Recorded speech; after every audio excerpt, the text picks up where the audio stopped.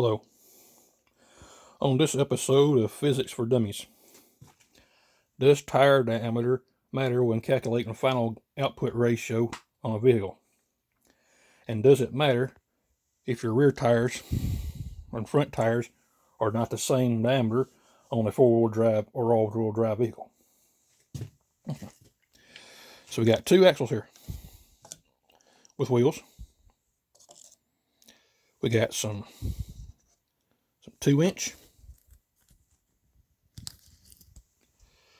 about 2 inches, and we got more or less 2.5 inches. The axles on that in there is 310 thousandths, more or less, 0.310. And this one right here is pretty much the same, just a few thousandths off. So the difference is negligible on the axles to be a non-issue. Anyway, we got both axles here.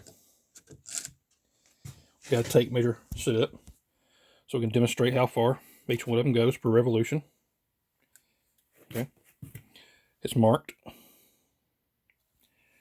We'll start out with the 2.5.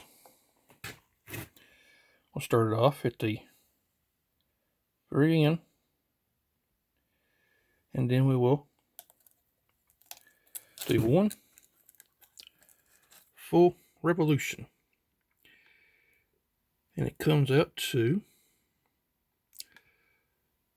roughly 8.5 inches. Okay, 8.5 inches compared to anyway 6.5, 6 3/4. So 6 3/4 compared to 8.5 per one revolution of axles. The larger diameter of those tires has more surface area on the outside, so more surface feet when you have one revolution of the axle. So now here, smaller diameter has less surface area, which means less distance traveled per revolution of the axles. So that right there more or less confirms that larger tires will travel further than smaller tires due to the surface area of the tires per revolution of axle. Which means, yes, it would be an issue for an all-wheel drive / four-wheel drive vehicle. Because the back end is trying to travel further than the front end if you got smalls on the front and bigs on the back. So you are trying to basically push the front axle or front tires, trying to overrun them with the back axle, which means you'll have transfer case problems, or you won't be able to keep a drive shaft in it. Anyway, right there is about as simple and as stupid as I can explain it for these idiots who are saying that the diameter of a tire does not matter on a vehicle. You can put bigs on the back and smalls in the front. Yes and no.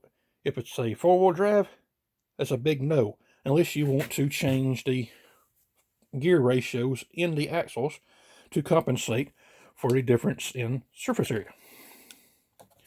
On a two-wheel drive vehicle, it does not matter because all the front tires do is roll. Anyway, I hope this clears it up. In your face, uneducated fools said no, that was not the case. And this has been another episode of Physics for Dummies. Hope you enjoyed it. Thank you.